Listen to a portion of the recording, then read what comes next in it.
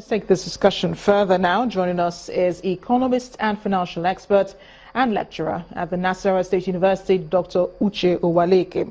He joins us from our studios in Abuja. Dr. Owaleke, thank you for joining us on the News at 10. Yeah, thank you for having me, Amarachi. This is set to be a budget of recovery. It's a budget of recovery and growth. In your view, as a financial expert, how are budget funds allocated with a view to preventing leakages and wastages?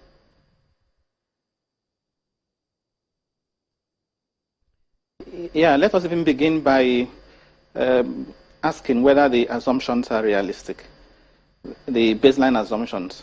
So in my view, I think the oil price benchmark of $42.5 per barrel is realistic, given the fact on the average for this year it's been $42 per barrel.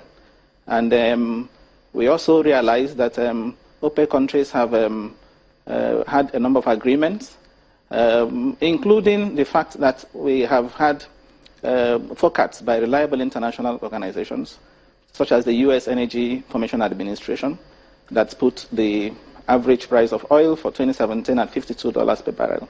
So I think that is realistic. On the issue of exchange rate, of course, yes, 305 naira to the dollar is more realistic than what was there originally. In the MTEF of 2017 to 2019, 290 naira was used. But it's good the federal government realized that it was unrealistic and has increased it to 305 naira to the dollar. The same applies to the oil output of 2.2 million barrels per day. There's also the inflation rate figure, assumption of 15.7%, as opposed to what was there again in the MTEF, which was 12.9%. We also have a GDP, real GDP growth rate assumption of 2.5%, again, as opposed to what was there before, which was 3.3%. So I would say, in a nutshell, it is something that is realistic overall.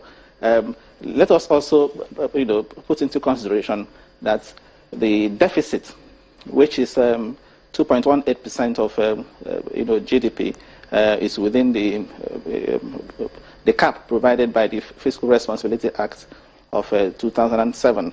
And what interests me there is that the borrowing this time will be more of foreign loans. About 46% of the loans will be procured from external sources, unlike what we had previously, where the chunk has been domestic, which is why the burden has been much. Although even in the 2017 budget proposal, we still spend as high as 33% of government revenue, servicing debt. But what is important is if the ones we are going to get from these concessional windows, the World Bank and African Development Bank, if they are project tied, if they are project tied, I'm sure they should be able to, be self-liquidating, such that the debt burden will, diminish.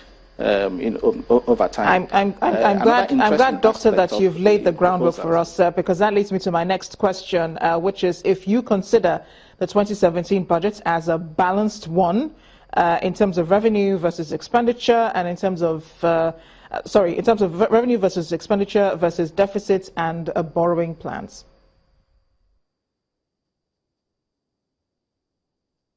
Yes, I was going to say that if you also look at the allocation itself, just as you mentioned, infrastructure is taking 56%. The largest chunk is going to power works and housing, then followed by transport. But again, if you look at the recurrent aspect, the recurrent expenditure in 2017 budget is 2.96 trillion. An increase over what we had last year, and it's still disturbing that the 4 MDAs, take up as much as 70% of this recurrent spending, largely personnel costs of ministries of Interior, Ministry of Interior, Ministry of Health, Ministry of Education, and Ministry of Defense, take up this large chunk of recurrent expenditure. Overheads there have been put at over 200 billion. We need to also get the details of what and what make up this overheads. Now, on the capital side, yes, I have talked about power, works, and housing, taking the largest chunk of over 500 billion, and then transport. But you also find that there are key sectors there that, in my view, have not been allocated something substantial. One of them is education.